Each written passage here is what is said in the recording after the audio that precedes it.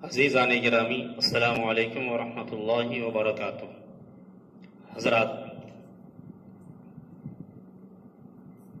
یہ چھٹی شب میں اس کی مناسبت سے چھٹے پارے میں اللہ تبارک و تعالی نے اسلام کے پیغام امن و شانتی کے حوالے سے بہت اہم حکم سنایا ہے، اور جس مقام پر اور جس جگہ اللہ تبارک و تعالی نے جناب آدم علیہ السلام کے دو بیٹوں کے واقعے کو بیان کیا ہے، یعنی قابیل اور حابیل کے واقعے کو، اس کے فوراً بعد اللہ رب العزت نے انسانی جان کی اہمیت کیا ہے اس کو واضح کیا ہے۔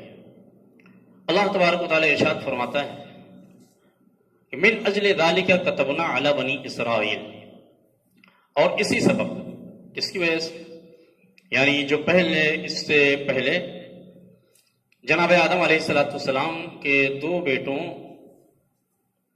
کا جو واقعہ بیان کیا گیا کہ قابیل نے جو ظلماً حابیل کو قتل کیا، اور میں اسی وجہ سے من اجل ذالک، اسی وجہ سے ہم نے بنی اسرائیل پہ لکھ دیا، یعنی واجب کر دیا کہ انہ من قتل نفسا بغیر نفس، کہ اگر کسی نے ایک جان کو ناحق قتل کیا، بغیر نفس یعنی ناحق قتل کیا، او فساد فی الارض، یا کہ روح زمین میں فساد پھیلانے کے لیے، فکأنما قتل الناس جميعا، یعنی کسی شخص کو کسی نے بلا وجہ قتل کیا،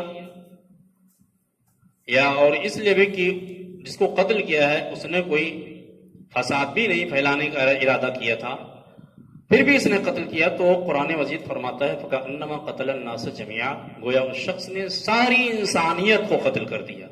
اللہ اکبر! ایک انسان کا ناحق قتل، اسلام کیا کہتا ہے؟ ساری انسانیت کا قتل ہے۔ اس سے بڑھ کر پیغام امن و سلامتی نہیں ہو سکتا ہے۔ آج تعجب ہوتا ہے کہ ایسے لوگ جو انسانیت کے دشمن ہیں، انسانیت سوز پلاننگ میں ہمہ وقت مصروف رہتے ہیں، اور ایسے لوگ اسلام کے پیغام امن و سلامتی پر انگشت نمائی کرتے ہیں،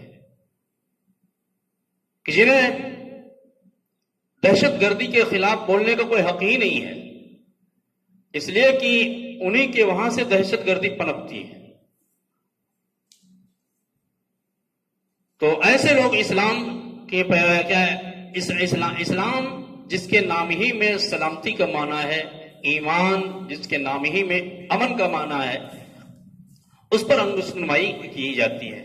حالانکہ اسلام کے ماننے والے ہی بزرگوں نے، صوفیاء کرام نے امت کو، انسانوں کو یہ درس دیا ہے کہ بنی آدم آزائے یک پے کرند، بنی آدم آزائے یک پے کرند کہ در آفرینش بیک جوہرن، کہ آدم کی اولاد خلقت میں، پیدائش میں یہ ایک ہی جوہر سے ہیں۔ بنی آدم آزائے یک دیگر، آزائے یک پے کرن، کہ آدم کی اولاد یہ ایک جسم کے چند اعضاء کی طرح ہے۔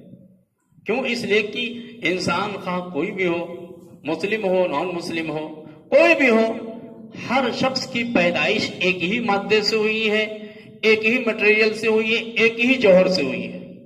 اور آگے فرماتے ہیں کہ چو عضو بدر داورد روزگار، چو عضو بدر داورد روزگار، دیگر عضو ہارا نمانت قرار، یعنی گویا حضرت شیخ سعدی رحمۃ اللہ علیہ نے انسانیت کو ایک جسم، ایک پیکر بتایا ہے، اور انسانی افراد یعنی ماں و شما ہمیں اور آپ کو اس انسانیت کے اعضاء بتایا ہے۔ اور آگے فرماتے ہیں کہ جسم کا معاملہ یہ ہے کہ اگر جسم کے کسی ایک عضو کو تکلیف ہوتی ہے، پیر کی انگلی میں کوئی تکلیف ہے، تو اس درد کو سر بھی محسوس کرتا ہے۔ لہذا ہونا کیا چاہیے کہ جب انسانیت ایک جسم ہے اور انسان کے افراد اسی کے عضو ہیں، لہذا جس طریقے سے پیر کی انگلی میں کوئی درد پیدا ہوتا ہے، اس درد کو سر محسوس کرتا ہے، اسی طریقے سے انسانیت کا یہ تقاضا ہے کہ اب مشرق میں رہنے والے کو اگر کوئی تکلیف پہنچی ہے اس تکلیف کو مغرب میں رہنے والا محسوس کرے. اس میں ایمان اسلام کا ہمارے بزرگوں نے فرق نہیں کیا ہے، انسانیت کا درس دیا ہے. لوگ کہا ہے کہ بنی آدم، آدم کی اولاد، اعضائے یک پیکرن، یہ ایک جسم کے چند اعضاء ہیں، اس لیے کہ تخلیق میں یہ سب ایک ہی مادے سے ہیں. اور جس طریقے سے جسم میں کسی عضو کو درد پہنچتا ہے اس درد کو سارا جسم محسوس کرتا ہے. اسے ہونا چاہیے کہ کسی انسان کو اگر تکلیف پہنچ جائے تو پوری انسانیت کو بے قرار ہو جانا چاہیے، بے چین ہو جانا چاہیے. تو اسلام مکمل امن و سلامتی کا دین ہے، صلح و آشتی کا دین ہے.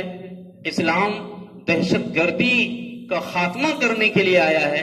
اسلام روئے ارض پر دہشت گردی پھیلانے کے لیے نہیں آیا ہے. اسلام کے نام میں سلامتی، ایمان میں سلامتی. میرے رسول کی والد محترمہ جناب آمنہ، ان کے نام میں امن ہے. میرے رسول کے والد گرامی جناب عبداللہ، ان کے نام میں اطاعت کا معنی ہے. اور میرے نبی کو جس دایا نے پالا ہے یعنی جناب حلیمہ، ان کے نام میں حلم اور بردباری کا معنی ہے. تو جس رسول کے باپ مطیع فرما بردار ہوں، اس کی ماں آمنہ ہو، وہ اسلام سے کیا دین اسلام لے کے آیا ہو، اس رسول پر اور اس کی طرف دہشت گردی کا الزام عائد کرنا یہ بہت بڑا ظلم ہے. اللہ تبارک و تعالیٰ تمام اہل عالم کو عقل سلیم عطا فرمائے اور سچی سمجھ عطا فرمائے. السلام علیکم ورحمۃ اللہ وبرکاتہ.